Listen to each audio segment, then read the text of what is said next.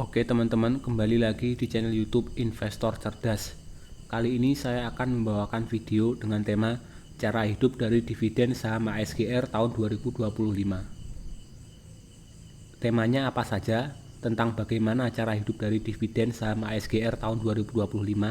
Yang pertama kita bahas ada profil ASGR, yang kedua ada pemegang saham ASGR, yang ketiga pergerakan harga saham ASGR selama 1 tahun terakhir, yang keempat laba ASGR yang selalu positif, kelima ASGR rajin bagi dividen, keenam dividen yieldnya besar, yang ketujuh simulasi modal yang dibutuhkan untuk hidup dari dividen saham ASGR, dan yang terakhir resiko penurunan harga saham ASGR.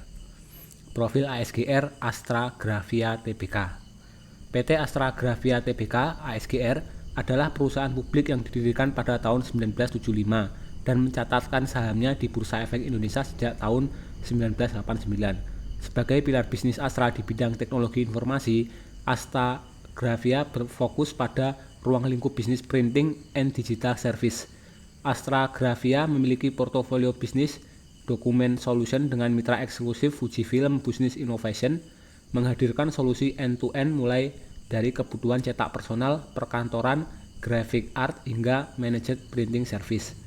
Astra Grafia memiliki entitas anak yaitu PT Astra Grafia Information Technology yang melayani kebutuhan solusi teknologi informasi, khususnya digital service melalui kolaborasi dengan mitra strategis kelas dunia maupun solusi sendiri yang mencakup hardware, software, service, dan PT Astra Grafia Xprint Indonesia yang hadir sebagai one click office solution dengan menyediakan solusi bagi segala kebutuhan kantor melalui exiku.com, yaitu layanan e-commerce B2B dan B2G terdepan di Indonesia.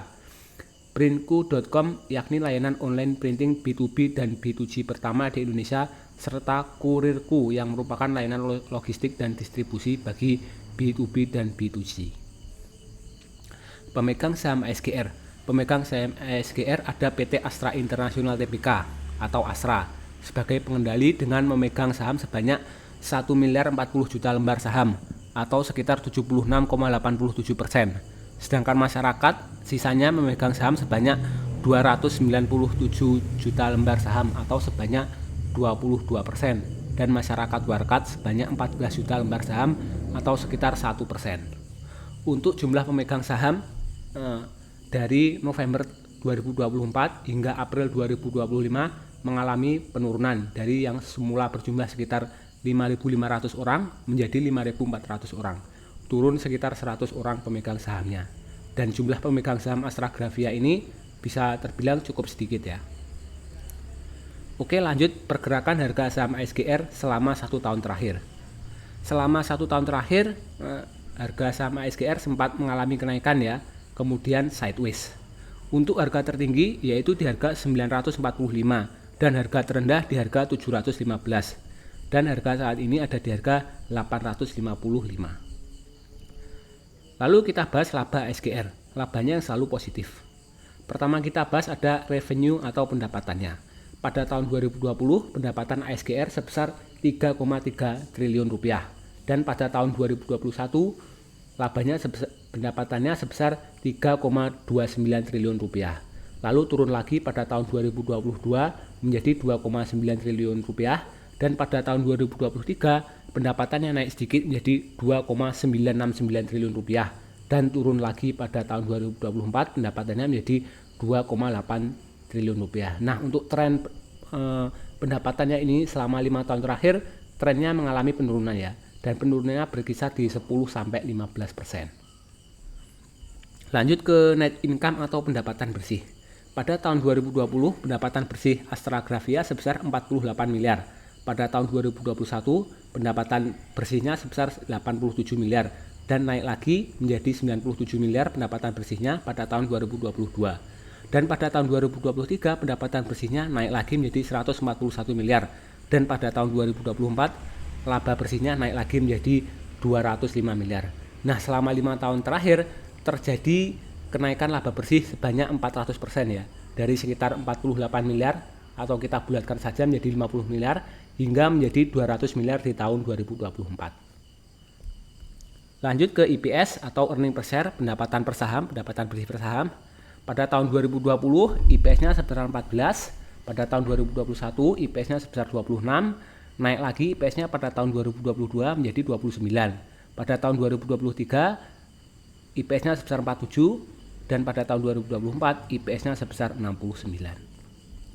Lanjut dividen ASGR. ASGR rajin bagi dividen. Nah, dari tahun 2020 hingga tahun 2025 ASGR selalu membagi dividen ya, tidak pernah absen bagi dividen. Jadi dia selalu membagikan dividen dari labanya. ASGR konsisten memberikan dividen payout ratio di angka 39% sampai 45% dan dividen yield di angka 1% sampai 9% selama 6 tahun terakhir.